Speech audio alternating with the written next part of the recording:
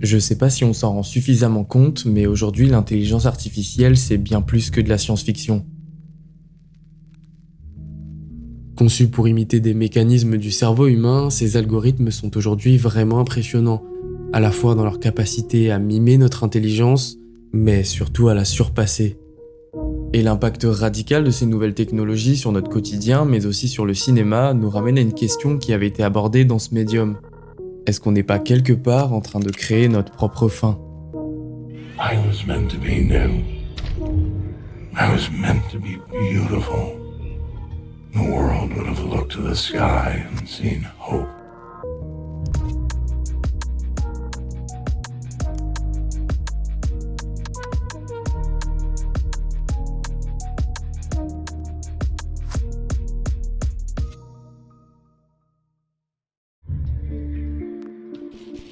To create an artificial being has been the dream of man since the birth of science.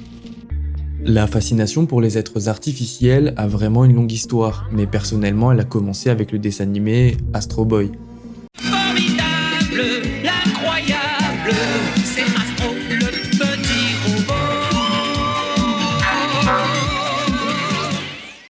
Astro Boy, c'est l'adaptation du manga éponyme écrit et dessiné par Osamu Tezuka.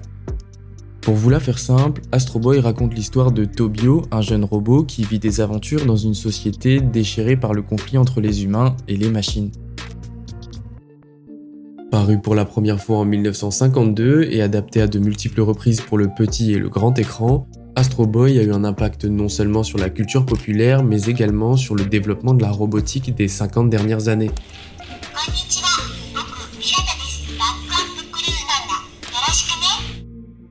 Et si l'œuvre de Tezuka a permis de soulever au Japon la question de la coexistence entre les humains et les robots, l'idée de fabriquer un être totalement artificiel remonte à bien plus longtemps que ça.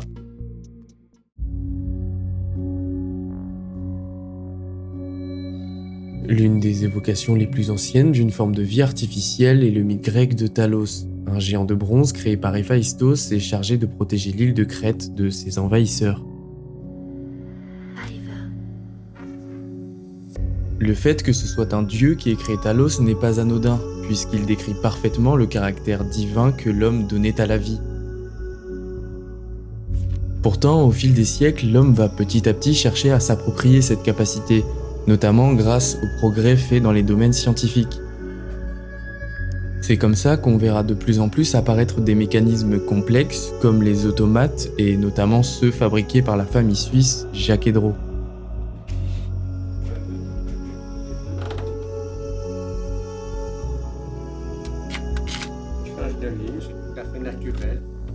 Le fil rouge qui guide toute cette histoire, c'est cette fascination de l'homme à dépasser ses propres limites.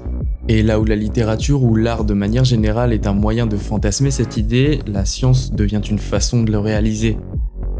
Ce lien entre la créativité artistique et la science, il explique en partie pourquoi c'est à partir de la révolution industrielle que la science-fiction s'est démocratisée. Parce que oui, l'industrialisation a bouleversé nos sociétés, en modifiant les modes de consommation et le rapport au travail par exemple. Et une façon de réfléchir ou d'anticiper les conséquences de ces changements, c'est d'imaginer des œuvres qui vont aborder ces thématiques. Le classique du genre Frankenstein de Mary Shelley illustre parfaitement l'idée que la science-fiction s'est ainsi imposée comme un moyen d'explorer les implications tant positives que négatives de l'innovation technologique, offrant une toile de fond pour réfléchir aux conséquences des changements rapides imposés par l'industrialisation. Autre bon exemple, en 1920, l'écrivain Karel Čapek présente la pièce de théâtre RUR, qui raconte comment des robots fabriqués dans une usine et initialement conçus pour servir l'humanité acquièrent une conscience et se révoltent contre leur créateur.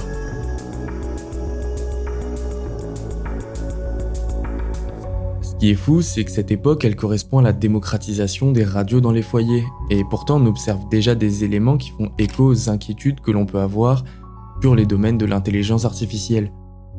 Mais bon, historiquement on n'y est pas encore, donc je vous propose qu'on avance un petit peu plus pour bien comprendre nos enjeux actuels.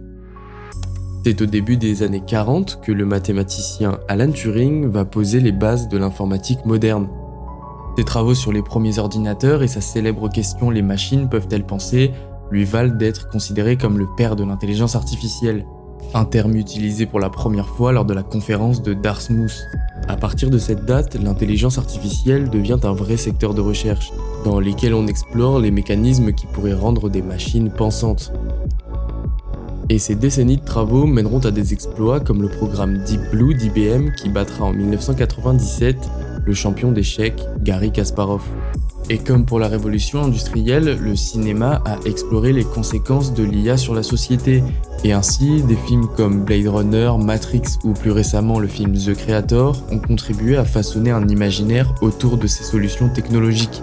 Un imaginaire qui est très souvent perçu comme dystopique, voire apocalyptique.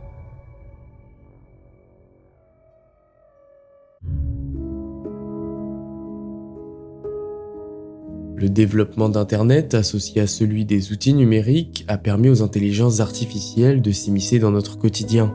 Et cela sans même que l'on s'en rende compte. Pourtant, cela fait des années que les produits que nous consommons, que les contenus que nous regardons ou même les gens que nous rencontrons en ligne sont au moins quelque part influencés par les intelligences artificielles.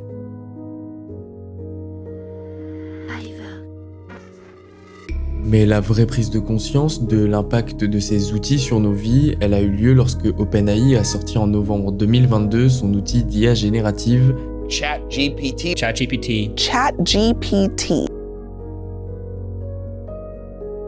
Très rapidement suivi par Google avec Bard ou Gemini, ces IA génératives ont radicalement modifié notre perception entre l'impossible et le possible pour les machines. Ce qui a logiquement remis en question la place de l'homme dans une société numérique.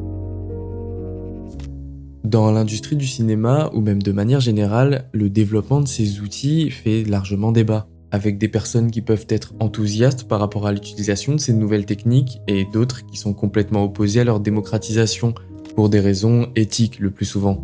Au cinéma, donc, les personnes qui y sont favorables sont pour la plupart présentes dans les métiers de la post-production, puisque l'intelligence artificielle, en plus de permettre de gagner énormément de temps, elle ouvre un champ des possibilités créatives quasiment infini. Pour ce qui est des personnes qui sont opposées à la démocratisation des IA, on va plutôt retrouver des métiers comme les scénaristes ou les acteurs par exemple, qui sont des métiers qui reposent énormément sur des performances humaines. The idea that AI would democratize entertainment is absolutely ridiculous. What that's really saying is that the unskilled and the untalented would be able to pretend that they are skilled and talented. L'argument de la non-légitimité des machines à pouvoir accompagner la création revient très souvent, malgré les progrès époustouflants de celle-ci. Bien sûr, le développement de ces nouvelles techniques doit être régulé afin d'éviter des problèmes éthiques comme la dégradation des conditions de travail des scénaristes ou des acteurs, mais je pense qu'y être farouchement opposé n'est pas forcément une solution, puisque le progrès reste un des meilleurs moteurs de la création. Comme pour tous les progrès techniques, le challenge il réside dans l'utilisation qu'on va en faire et comment on va trouver un équilibre entre la bonne et la mauvaise utilisation des intelligences artificielles. Mais ce qu'il est important d'accepter, c'est que l'on ne pourra pas faire sans, tout simplement.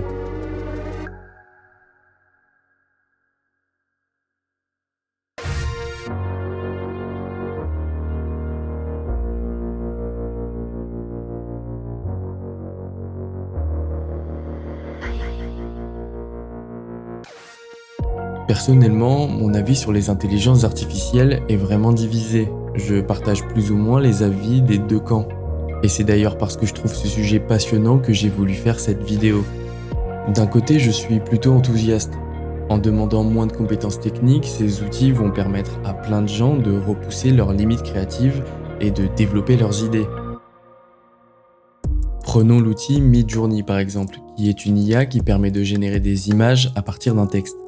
Bon, eh bien ça fait quelques mois qu'on voit fleurir partout sur internet, et notamment sur YouTube, des petits courts-métrages basés sur l'utilisation de ces images. Et je vous assure que le résultat, il est vraiment impressionnant et intéressant.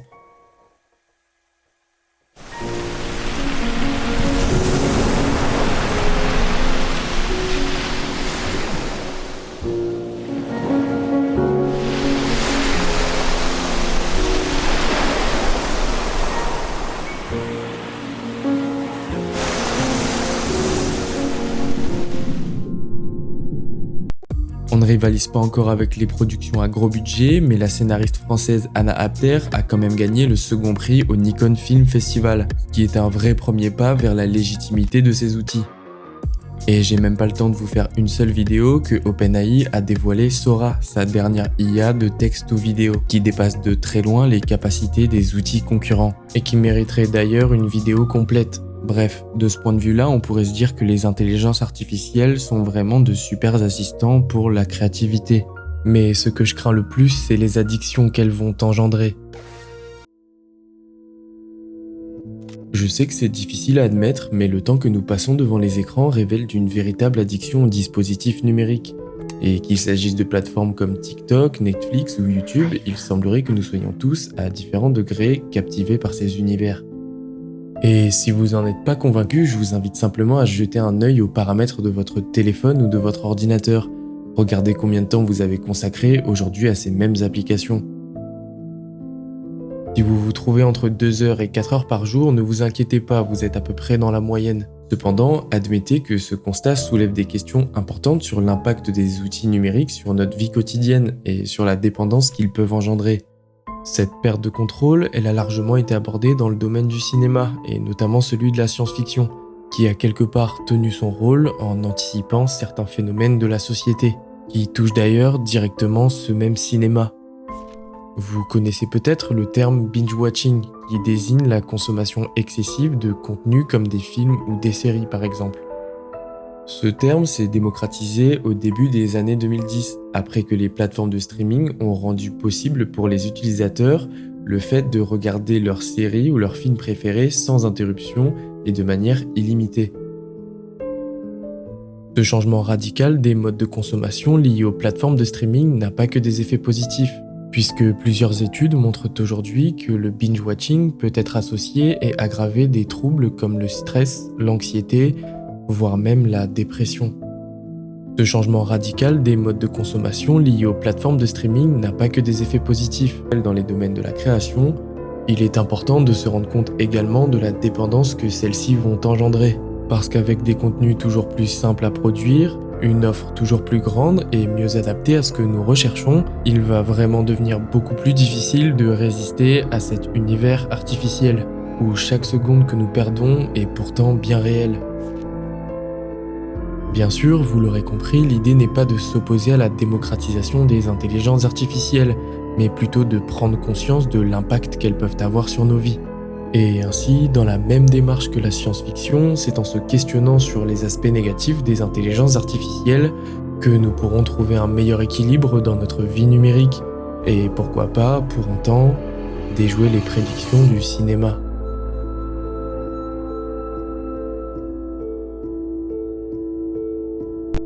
Voilà, on arrive à peu près à la fin de cette première vidéo, j'espère qu'elle vous aura plu. Si c'est le cas, n'hésitez pas à vous abonner et à mettre un pouce bleu. N'hésitez pas à faire un tour sur la chaîne de Ivern qui a produit la majorité des instrumentales que vous avez entendues dans cette vidéo. Et puis voilà, si ça vous plaît, on se retrouve une prochaine fois. Ciao.